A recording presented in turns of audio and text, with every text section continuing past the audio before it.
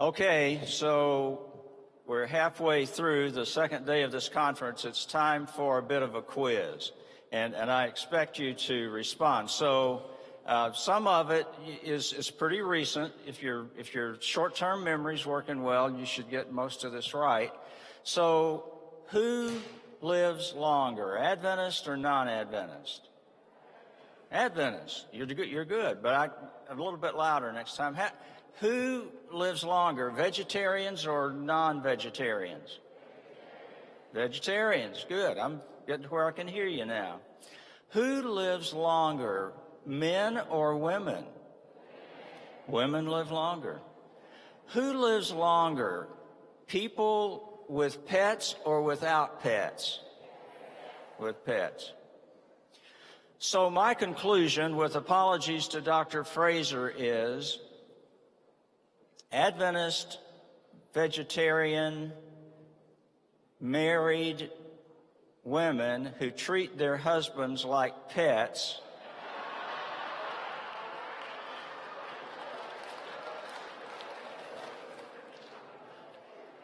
well, you can draw your own conclusion, but they may just live the longest of all of us. Perhaps you have seen this bumper sticker. Eat well, stay fit, die anyway. Now, is that a downer or what? But you know, it's true, isn't it? Last time I checked, the mortality rate, at least in this world we inhabit, is 100%. Or very, very close to 100%. I only know a couple of guys, and I do believe this to be true, that a couple guys whose names begin with E made it out of here without experiencing death. Enoch and Elijah. Even Jesus didn't get out of here alive. So the mortality rate is 100%. Psalm 90, verse 10 says, "As for the days of our life, they contain 70 years, or if due to strength and exercise and that sort of thing, 80 years. Now, if you were listening closely to Dr. Fraser, you may know that at least in this country, that the average longevity for men is now around 75 years of age, and the average longevity for women is right at 80 years of age. So in the 3,000 years since the psalmist wrote those words, the days of our lives contain 70 years, or if by strength, 80 years, not a lot has changed in 3,000 years, has it? Not a lot has changed. Now, the encouraging thing, of course, is, as Dr. Fraser pointed out, is that Adventists do get a few extra years, maybe 7 more for men and 4 more for women, but you know what? That's on average across a population. It may not work for me. I may be on the lower end of that curve. So this handsome couple are the folks who gave me life. My dad came home from the Second World War and caught up with my mother. They had actually met at Forest Lake Academy some years before and before the war started. Caught her at Southern Junior College in Collegedale, Tennessee, and talked her into marrying him. On November 25th or so, I know that it was Thanksgiving Day of 1946. By the way, 1946 was the year in which there were more marriages in this country in that single year than any time before or since. 2 million marriages. When the young men came home from the Second World War and the young women were waiting for them with open arms, and 2 million marriages took place, among them my parents. I was born just about a year later, in the month of November, and my parents had been pretty much lifelong Adventist, accepting the church in their at least early teen years, and my mom bought it hook, line, and sinker. She was all in from day one. So my life was churched from the very beginning. We were there when the doors opened. We were there when the doors closed. We were at every evangelistic series, every night, every cooking class that came to town. Mom was there, and our diet would change for at least a few weeks. And then we might kind of slip back. My mom had this drink that she had us kids, there are 3 of us, drink. And you had to prepare it. It started with about 4 or 5 ounces of powdered skim milk, mixed with water, of course, and then a tablespoon or so of wheat germ, and then 2 or 3 teaspoons of brewer's yeast stirred into that, and then something called lecithin. I still don't know what that was, but it was in that drink. And just to make it a little more palatable, a tablespoon or so of Grandma's blackstrap molasses, and you stirred that stuff up and you drank it down every morning. And I still remember the taste and texture of that stuff, although it's been decades since I've had that particular brew. Now, my dad wasn't so much into the health thing, although he loved my mom and he put up with most of it. But he had a particular drink that he liked a lot too. It begins with a C, has 2 F's in the middle, and ends with 2 E's. And coffee was verboten in our household because, remember, Mom bought this health thing all in at once. So Dad, in order to get his morning cup of coffee, moved the coffee maker to the basement. And for the next several decades, my mom acted like she didn't know what he was doing when he walked into the basement each morning. And he acted like he knew she didn't know, and it worked out just fine for them. Now, when my mom was 72 years old, she began to forget a bit.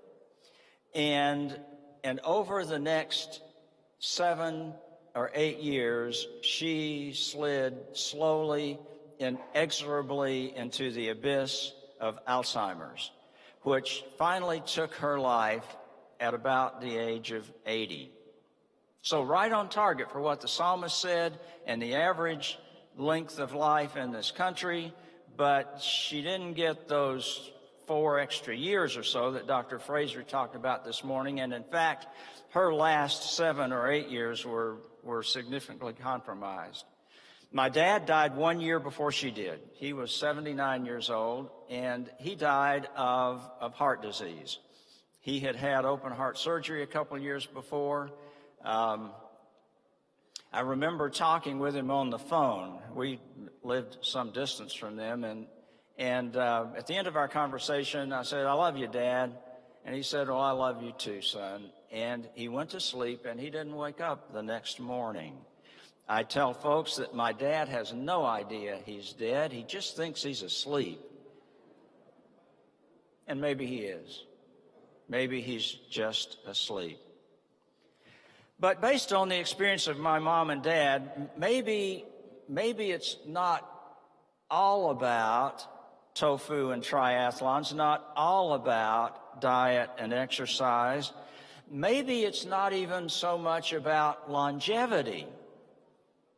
Maybe it's more about living well as long as we live, living whole as long as we live. I had thought this morning I would talk just briefly about priorities, and I'm not going to go into a lot of detail about this, but maybe priorities have something to do with being wholly healthy.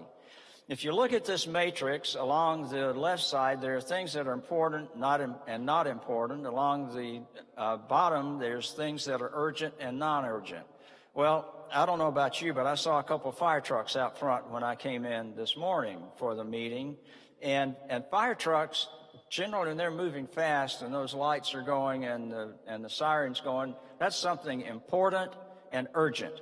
And it becomes a number one priority. And that's what Dr. Landless told us this morning. If we hear that alarm go off in this building, we leave.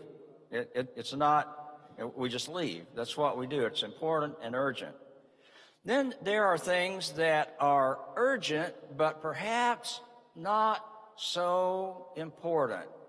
But it's hard not to go directly to that phone when it starts buzzing or ringing or just vibrating in your pocket, because it's urgent, even though it may be a robocall or any of a number of things that aren't so important. But then there are things that are neither important nor urgent, and for me, that would be ballet. It's not important in my life, and I don't feel any urgency to buy tickets to the next ballet.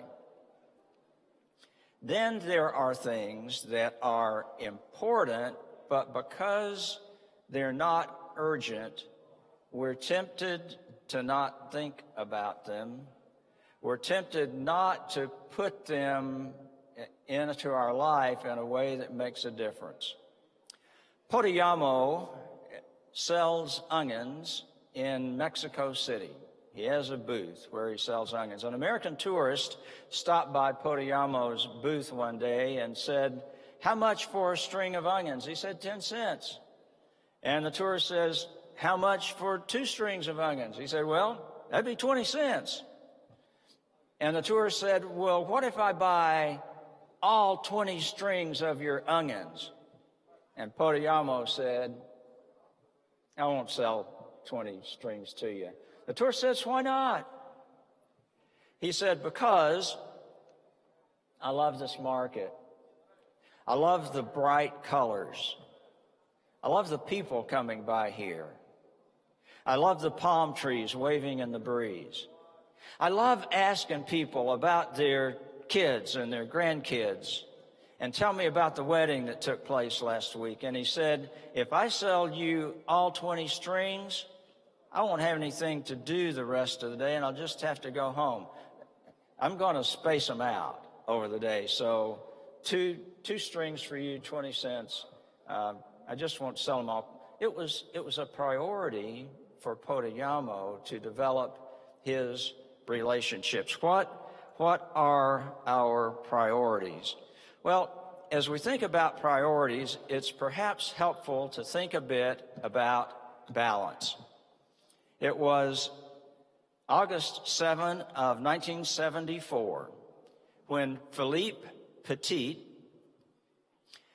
in the foggy dawn of a New York morning, stepped out onto a 3/4-inch cable carrying a 26-foot-long pole weighing 55 pounds and began to walk across that cable from the South World Trade Center Tower to the North World Trade Center Tower. Over the next 45 minutes, he walked back and forth on that cable 8 times. A policeman who was dispatched to the top of the still unfinished World Trade Tower said that he almost danced on that wire. At times, both feet left that cable, positioned a 1/4 mile above the hard pavement of New York City streets. One time during this trip, he laid down on his back on that cable and carried on an imaginary conversation with a seagull circling above his head. When he finally came off of that cable at the end, he was asked, "Why in the world would you do this?" He said, "When I see 2 buildings with a wire, I walk." Now, I don't know whether that was very wise judgment. I do know that he was only 26 years old then, and that's been about 40-some years ago, and he's still walking on a cable in his backyard. So he had pretty impeccable balance. Now, it was referenced earlier this morning, a couple of folk who struggled with balance, particularly early in their careers, were James and Ellen White. And the experience of the lack of balance in their lives really came home to roost more quickly with James than with Ellen. You can imagine, they were starting a new church. They were preaching, teaching, writing, raising money, financing people to go to medical school so they could come back and run their health center. They were solving disputes, planting churches, and frankly, they just wore out. So for a couple of years, James was just largely ineffective, and Ellen's own ministry was compromised because she was taking care of James. And they tried out a number of the cures that were referenced earlier today, water cures and diet cures and fresh air cures, and it just took time. It took a couple of years for James to fully recover, but in 1863, Ellen White wrote these very famous words about pure air, sunlight, and abstemiousness: rest, exercise, proper diet, use of water, and trust in divine power, which became the reason for Adventists to live longer, 4 years for men and 7 years for women, and spawned a healthcare system that includes today around the world 300 to 400 health centers providing clinical and medical needs of people around the world. So a couple of those words are particularly interesting to me. When people come to work for Advent Health, I often am involved in their orientation. I love to ask them what that word abstemiousness means. Most of them are unwilling to even take a shot at that. So eventually I tell them that word abstemiousness means if it's any fun at all, avoid it. That generally gets a chuckle from that crowd. Another one that is really quite interesting to me is trust in divine power. I think Ellen must have understood that might turn out to be a problem for this fledgling church that she and James were working so hard to found. It was just a few years ago that the Adventist Review published this article by David Neiman, "Can I Know If I'm Saved? It's an Assurance Issue. It also affects the intensity and effectiveness of our witness." And in talking about that, David said this: I ask Adventist audiences from time to time, do you have confidence in your salvation? Do you have confidence in salvation? And he said, typically less than 50% of the people, less than half the people in the room, raise their hands. Do we trust what God says when he says, "Sent my son so that every last one of you have an opportunity for salvation. Nothing can take my child out of my hands." Do we trust him? We as a church are particularly good when it comes to our beliefs. So if I were to ask any of you to tell me why you keep Sabbath, you could tell me in some detail. If I were to ask you to talk to me about our anticipation of Jesus' second coming, you could tell me about that too. And we could just go down through the doctrines one by one. We are very good at understanding our beliefs, but it's a challenge for us to trust.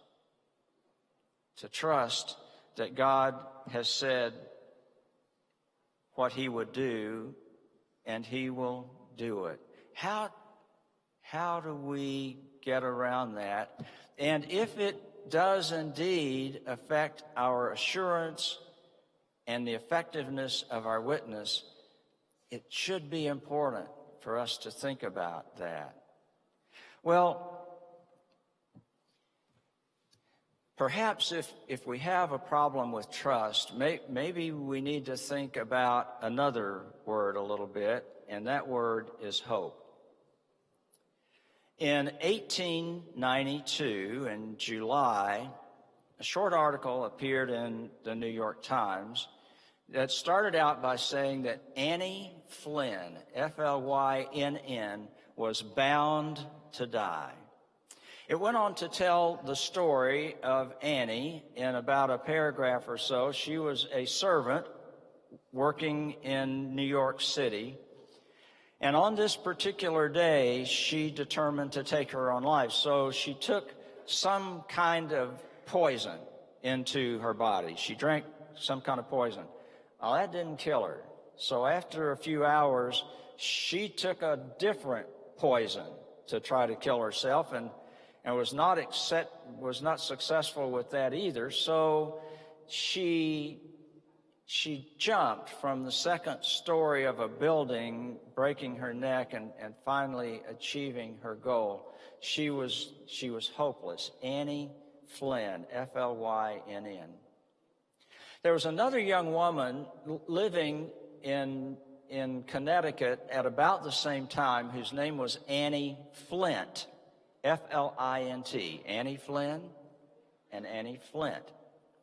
Annie Flint had a different background from Annie Flynn, but not necessarily an easier one. She was born into a home. She had a sister. Her mother died giving birth to her sister.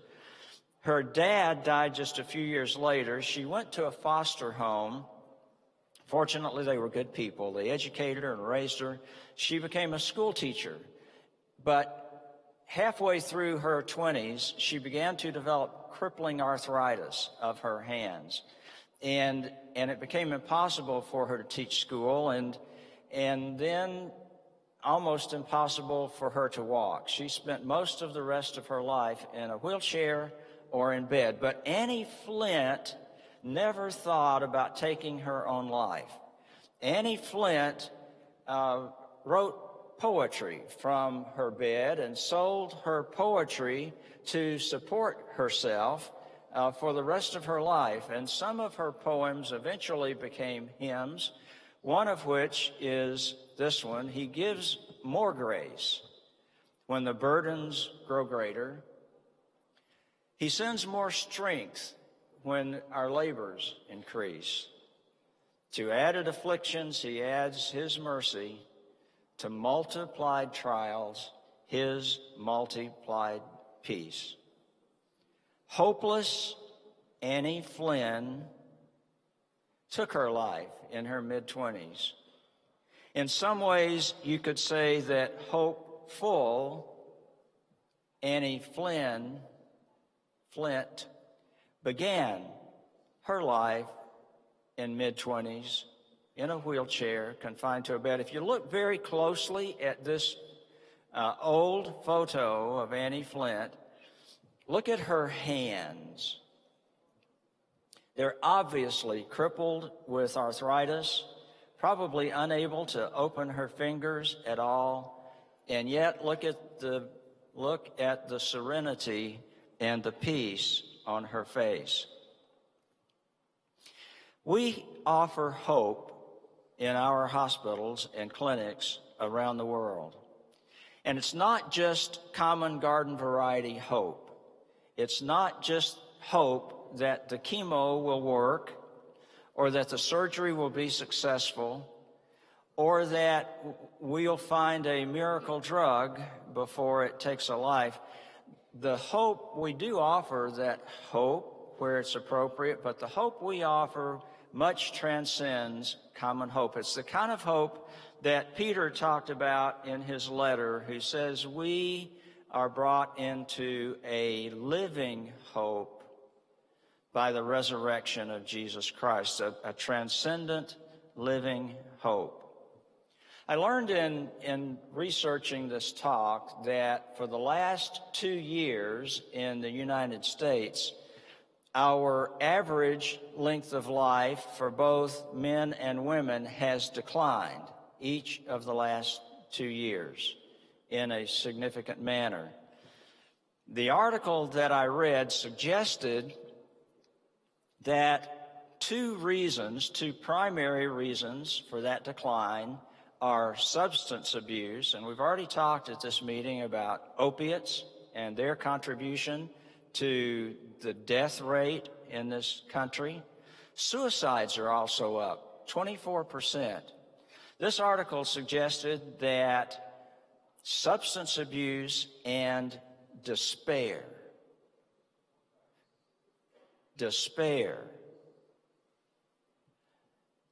are the reason for the reduced death rate in this country.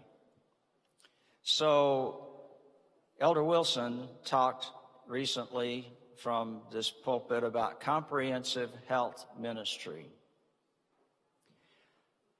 Should we be doing something about despair as a church that holds to the hope of the second coming of Christ and life everlasting?